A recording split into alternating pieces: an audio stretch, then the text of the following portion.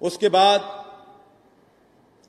मैं भी वजारत आला का उम्मीदवार था, शाह महमूद कुरैशी साहब भी वजारत आला के उम्मीदवार थे, जहांगीर खान तरीन साहब भी वजारत आला के उम्मीदवार थे, अलीम खान भी था और पार्टी के अंदर बहुत ज्यादा कैडर था। फवाद चौधरी MPA बना था, वो भी चीफ मिनिस्टर बन सकता था, लेकिन प्राइम मिनिस्टर ने फैसला किया कि हम में से कोई भी फिट नहीं है, सिर्फ उस्मान बुज़दार जो है नया पाकिस्तान बना सकता है। हमने फिर भी अपने जज्बात पे कंट्रोल किया। हमने कहा कि हमने नया पाकिस्तान बनाना है। अगर इमरान खान समझता है कि नया पाकिस्तान उस्मान बुज़दार बना सकता है तो हम फिर भी उसके साथ हैं। लेकिन पूरी कौम ने देखा, पूरे पाकिस्तान के लोगों ने देखा कि नया पाकिस्तान जो है पंजाब में क्या तमाशे हो रहे हैं, और नया पाकिस्तान जो है उस्मान बुज़दार किस तरीके से बना रहा है। पूरी पाकिस्तान तहरीक इंसाफ के वर्कर्स, पूरे पंजाब के वर्कर्स, पूरे पाकिस्तान के वर्कर्स, और मैं चैलेंज करता हूं पूरी हमारी फेडरल गवर्नमेंट के तमाम मिनिस्टर्स, लंदन से लेकर न्यूयॉर्क तक, यूरोप तक, हर बंदा आहें भर रहा था कि हमने ये पाकिस्तान बनाना था जिसमें हर 3 महीने के बाद कभी प्राइम बदला, चीफ मिनिस्टर बदला जा रहा है, चीफ सेक्रेटरी बदला जा रहा है, कभी IG आ रहा है, कभी मुलाजमतें बिक रही हैं। ये पाकिस्तान की तारीख में कभी नहीं हुआ कि DC पैसे दे के लग रहे हों, AC पैसे दे के लग रहे हों। लेकिन हमने वो भी बर्दाश्त किया। हमने कहा कि हमने इमरान खान के साथ खड़े होंगे। पूरी पाकिस्तान तहरीक इंसाफ एक तरफ थी कि पंजाब पाकिस्तान का सबसे बड़ा सूबा है, पंजाब नहीं चल रहा है। एक तरफ इमरान खान था, एक तरफ पूरी पाकिस्तान तहरीक इंसाफ थी। लेकिन हमारी बात किसी ने नहीं मानी। और आज मैं ये कहना चाहता हूं कि अगर इंटरनेशनल कंस्पिरेसी है तो सबसे बड़ी इंटरनेशनल कंस्पिरेसी उस्मान बुज़दार को वजीर आला बनाना था। जाके देखें, सड़कें पूरे पंजाब में टूटी फूटी पड़ी, रिश्वत जो है निचले लेवल पे कई गुना बढ़ गई है। लेकिन हमने कहा कि हमने लॉयल्टी करनी है, हमने इमरान खान के साथ खड़ा होना है, हमने अपने दिल पे पत्थर रख के इमरान खान के साथ खड़े रहे। और उसके बाद मैं चूंकि जो जिसकी वजह से मैं सैक हुआ हूं वो बात मैं कौम को, पाकिस्तान के लोगों को बताना चाहता हूं कि यह रमजान का महीना है और मैं जो बात कह रहा हूं अगर उसमें एक बात भी सच ना निकले तो जो सजा ये कौम देगी मैं लेने के लिए तैयार हूंगा। पहली बात तो यह है कि पूरा पाकिस्तान रोता रहा, पंजाब रोता रहा, हमारे तहरीक इंसाफ के वर्कर रोते रहे कि उस्मान बुज़दार को तब्दील कर दो, नया चीफ मिनिस्टर ले आओ। नहीं मानी गई बात। फिर आखिर फैसला हुआ कि उस्मान बुज़दार को तब्दील करना है। 184 लोग हैं पाकिस्तान तहरीक इंसाफ के जो कि PTI के टिकट पे बन के आए हैं। उनमें से इमरान खान को एक बंदा भी पसंद नहीं आया जिसको वो चीफ मिनिस्टर बना सके। एक बंदा उसको नहीं आया कि उसको चीफ मिनिस्टर बना सके। उसने एक ऐसे शख्स को नामजद किया जो कि ना PTI का मेंबर है, ना PTI के टिकट पे इलेक्शन लड़ा है। क्या वजह है? 184 मैं समझता हूं कि ये PTI के वर्करों, PTI के MPs के चेहरे पे तमंचा है कि एक ऐसे शख्स को जो 3.5 साल से ब्लैकमेल कर रहा है पाकिस्तान तहरीक इंसाफ को, जो वो बयान देता रहा है पंजाब असेंबली में सबके सामने है, जिस तरीके से उसने तमस्कर लड़ाया है प्राइम मिनिस्टर का अपने इंटरव्यूज में, कभी वो जाके नून के साथ वजीर आला बन जाता है, फिर हमारा बन जाता है, फिर आप आप एक तरफ कहते हैं कि मैं ब्लैकमेल नहीं हूंगा, फिर आप उस शख्स से ब्लैकमेल हो रहे हैं जिसके पास 9 MPs हैं।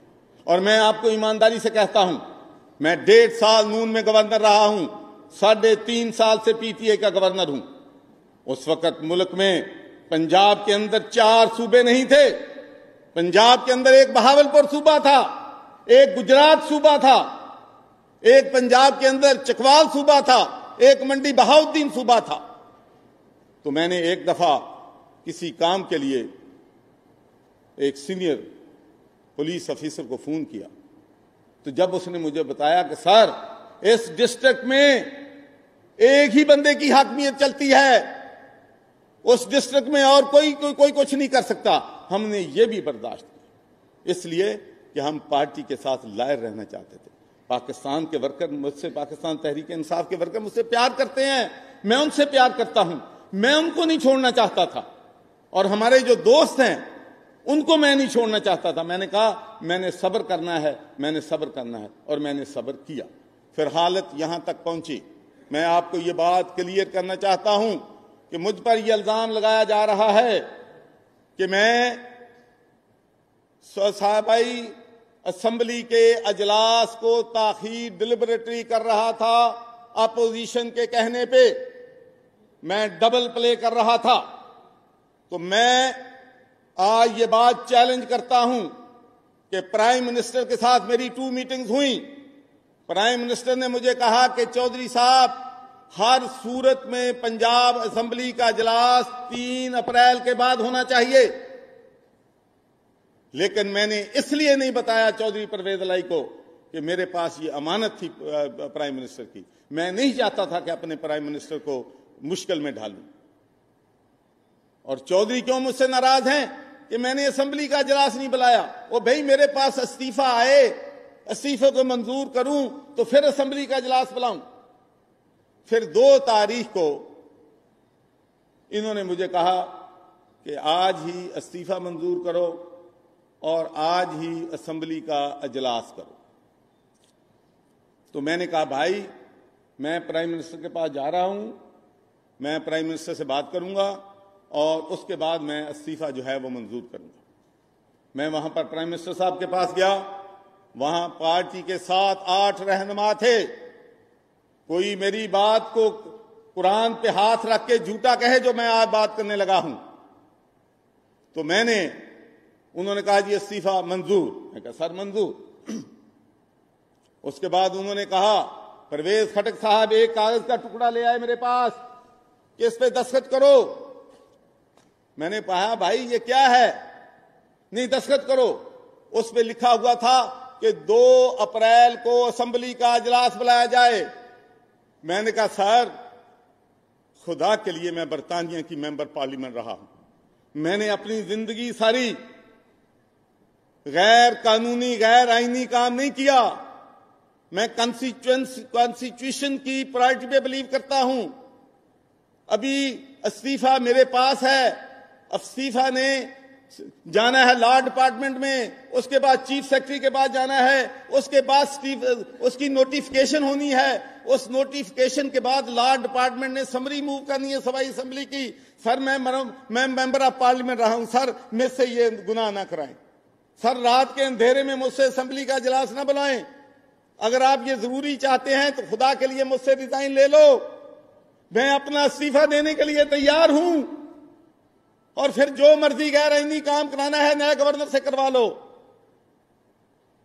वहां परवेज खटक ने इल्जामात लगाने शुरू कर दिए।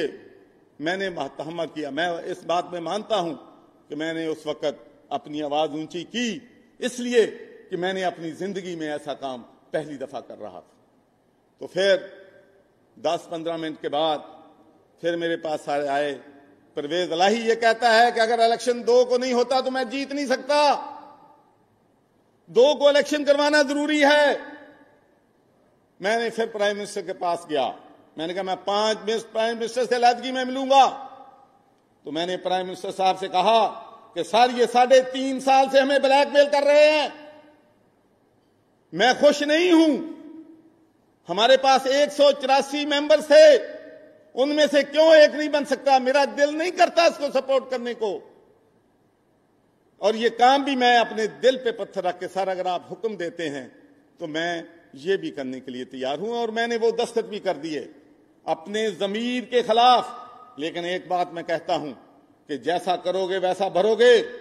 मैंने रात के अंधेरे में गैर आईनी गैर कानूनी काम किया और फिर रात के अंधेरे में मुझे सैक कर दिया गया। मैं डिजर्व करता हूं, मुझे दस्तखत नहीं करने चाहिए थे, मुझे बड़ी तकलीफ है, बहुत दुख है, बहुत रंज है कि पाकिस्तान एक मुश्किल सूरत हाल से गुजर रहा है। मैंने मियाँ बरादरान को रिज़ाइन दिया। आप सब जानते हैं कि मैंने आज तक उनके बारे में कभी बात नहीं की, और पूरी दुनिया जानती है कि पीपल्स पार्टी ने, अपोजिशन ने भी कभी मेरी ज़ात, मेरे करैक्टर पे बात नहीं की।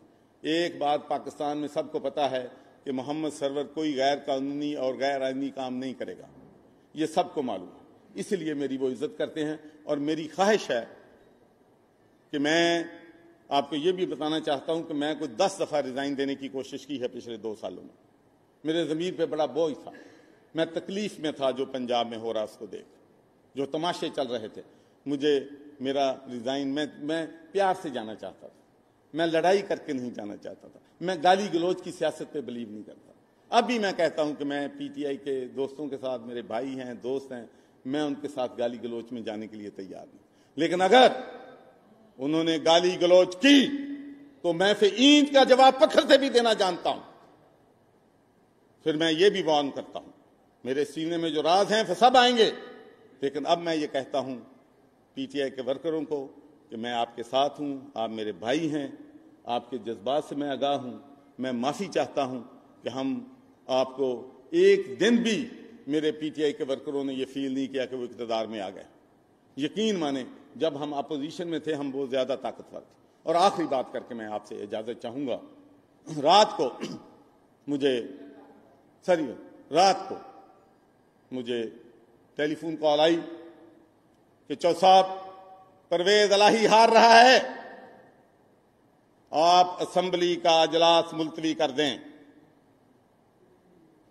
और उसके बाद आपके पास ये भी पावर है कि अगर वो 186 वोट पहले पे ना ले सकें तो उसके बाद आप असेंबली को डिसॉल्व कर। मैंने कहा जो प्राइम मिनिस्टर साहब कहेंगे मैं उनके हुक्म की तामील करूंगा, as long as it does not violate constitution of Pakistan. मैं बड़े आईनी सरबराह हूं, मैं गैर आईनी काम नहीं करूंगा। सुबह 10 बजे आप जो कहेंगे मैं वकला से मशवरा करूंगा। अगर वकला ने यह बात कही कि ये आईनी है तो मैं यकीनी अपने प्राइम मिनिस्टर के जो है हुक्म जो है उसको अबे करूंगा। वो हमारा लीडर है। तो मेरी अल्लाह ताला से दुआ है, और मुझे एक खतरा है कि कहीं ये ना हो जाए कि कल को अखबारों में आए कि चौधरी सरवर भी इंटरनेशनल कंस्पिरेसी का हिस्सा बन गया है। इंटरनेशनल कंस्पिरेसी में मैं ना आ जाऊं।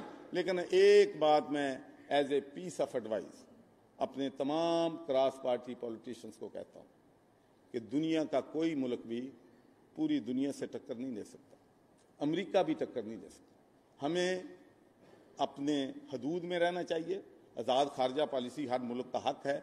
हमें खुदा के लिए पाकिस्तान में जो मर्जी करें। हमारा सबसे बड़ा ट्रेडिंग पार्टनर यूरोपियन यूनियन है। यूरोपियन यूनियन के साथ हमारी $12 बिलियन की एक्सपोर्ट है।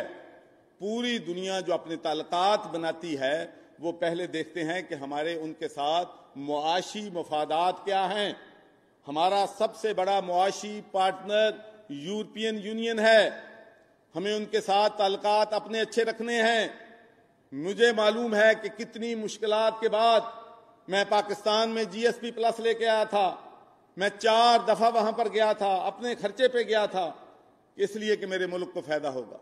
अल्लाह ने पाकिस्तान को GSP प्लस दिया। उसके बाद आप सबको मालूम है, पूरी दुनिया को मालूम है कि वहां की पार्लियामेंट में 2 रेजोल्यूशन मूव हुए, जिनमें 665 मेंबर ऑफ यूरोपियन पार्लियामेंट ने कहा कि पाकिस्तान का GSP प्लस सस्पेंड कर दो। मैं फिर भी गया, मैंने ये चैलेंज टेक किया, और अल्लाह की मेहरबानी से तमाम पार्लियामेंटेरियन को वहां रजामंद किया कि वो हमें जो है GSP प्लस हमारा सस्पेंड जो है नहीं करेंगे। उसके बाद हमारा सबसे बड़ा ट्रेडिंग पार्टनर USA है, पॉजिटिव में है। वहां उनसे भी ताल्लुकात, हम रशिया जाएं कोई इतराज नहीं, लेकिन अमेरिका से हम कन्फ्रंटेशन नहीं ले सकते। मुझे वो भी दौर याद है जब सद्दाम हुसैन के बारे में पूरी दुनिया में नारे लगते थे कि बड़ा बहादुर है, ये मुसलमानों का लीडर बन गया है, और फिर जो इराक का हाल हुआ वो भी सामने है। मैं कर्नल कजाफी को भी जानता हूं, मेरा दोस्त था वो। उसने भी पंगा लिया। फिर देख ला क्या हुआ। हम एक गरीब मुल्क हैं, हम लोगों के साथ रशिया से भी तल्कात रखते हैं, चाइना से भी रखना चाहते हैं, यूरोपियन यूनियन से भी रखना चाहते हैं, अमेरिका से भी रखना चाहते हैं, बरतानिया से भी रखना चाहते हैं। और दूसरी बात जो है, मेरी एडवाइस है कि खुदा के लिए इंटरनेशनल पॉलिटिक्स को डोमेस्टिक पॉलिटिक्स में ना लेके आए। खुदा के लिए ये मुल्क का इंटरेस्ट है। मुझे गालियां पड़ें, कुछ करें, मुझे गालियां मैं सह लूंगा, लेकिन सच्ची बात मैं करना चाहता हूं कि खुदा के लिए हमारे इंटरनेशनल तल्कात जो हैं, हमारे दुश्मन बहुत मजबूत है इंडिया, हमें अपने बाहर के लोगों के साथ डिप्लोमेसी रखनी है, तल्कात रखने हैं। तो इसलिए मेरी गुजारिश है कि हम कोशिश करें कि दुनिया के तमाम मुल्क एक के साथ ताल्लुक बना के दूसरे के साथ बिगाड़ना। मिसाल के तौर पर मैं आपसे कहना चाहता हूं कि हमारा इस वक्त सबसे ज्यादा जो हमारी वर्क फोर्स है वो सऊदी अरेबिया में है।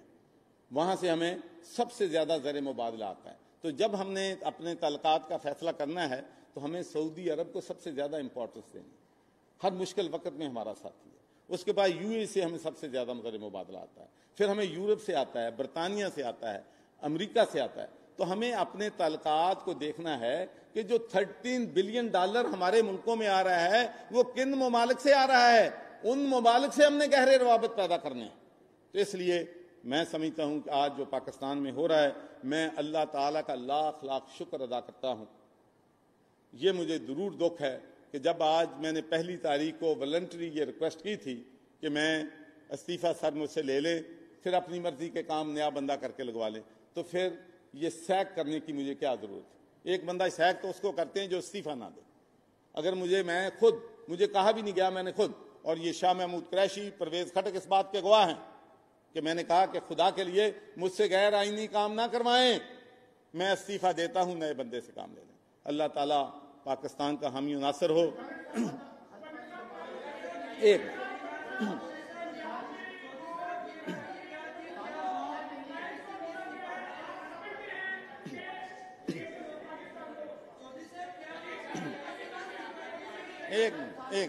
एक बंदा प्लीज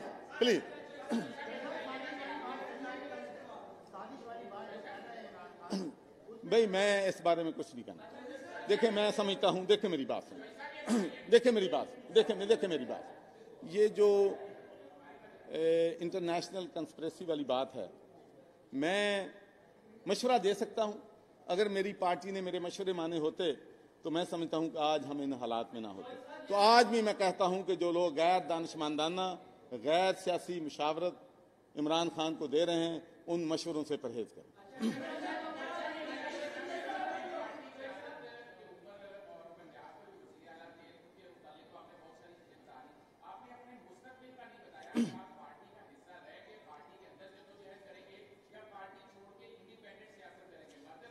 देखिए, एक बात तो मैं आपको बता दूं कि मेरा जीना और मरना पाकिस्तान के साथ है। अब मेरी सियासत पाकिस्तान में होगी।